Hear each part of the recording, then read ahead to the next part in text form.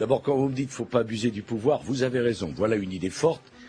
Je vais bien m'en remémorer, mais vous savez, j'ai été candidat aux élections, j'ai été élu, puis j'ai été battu.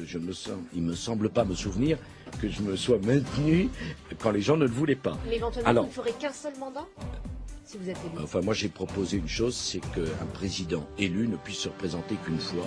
Je considère que 10 ans, c'est bien suffisant pour lui et pour le pays. Réfléchir, prendre la mesure de son échec et comprendre pourquoi. C'est fantastique d'ailleurs.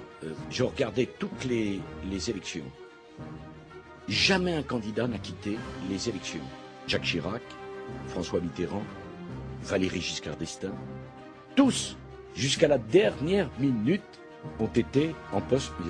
Je serai donc le seul qui aura quitté ses responsabilités. Ça s'appelle quoi? Être républicain.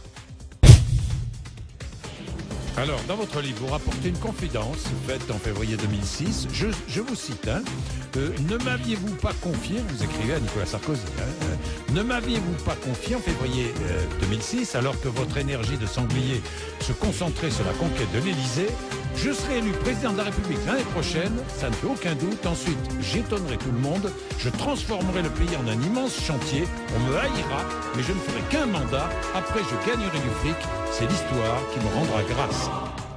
Eh bien, je peux vous certifier que c'est exact, ça ne suis pas prêt d'oublier, parce qu'il m'avait littéralement convoqué pour me demander pourquoi je voulais quitter l'Express, alors que personne ne le savait. Je trouve que cette politique est relativement bien faite. En fait, ce qui l'intéressait, c'était surtout de savoir qui allait pouvoir me succéder pour essayer de regarder d'un peu plus près les affaires de l'Express.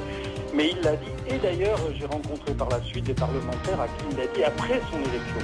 Vous savez ce que j'essaie de démontrer aussi dans ce livre, qui ne se veut pas simplement pas un pamphlet, d'essayer de démonter la mécanique Sarkozy et la mécanique de l'échec. C'est un homme que je qualifie d'homme événementiel, qui vit dans l'instant. Et quand il vous dit quelque chose comme ça, il le croit vraiment. Mais l'instant d'après chasse sa conviction précédente. Et ça fait aussi, ça crée aussi des problèmes de ce mandat. C'est-à-dire qu'on vit en permanence dans une sorte de climat électrique qui fait qu'il saute d'un sujet à l'autre avec une conviction toujours très grande, mais qu'il oublie quelques instants plus tard.